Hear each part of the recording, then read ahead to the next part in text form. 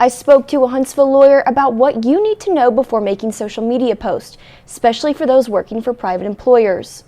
We do not have the absolute right to say whatever we want, whenever we want, to whoever we want, with whatever we may say, if it's a threat or something along those lines. Huntsville lawyer Nick Law says before you take to social media, it's important to note whether you work for a government agency or a private employer.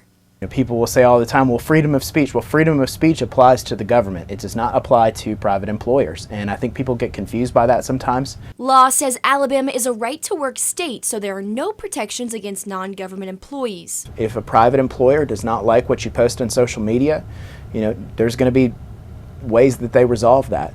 If you work for a private employer, generally you're going to sign like an employee handbook. And that handbook is probably going to have some sort of social media policy associated with it. He says when it comes to suing, it can be a case-by-case basis.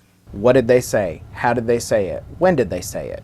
Why did they say it? Was it a reaction to a post? Law says in this day and age of social media, it's best to be aware. When you have somebody that works for a private company, that's very different than somebody that works for a government agency. And even if you work for a government agency, depending on what you say, it still may lead to ramifications. I reached out to the National Labor Relations Board for a comment and they have not gotten back to me at this time. In the newsroom with coverage you can count on, Julia Miller, WAAY 31 News.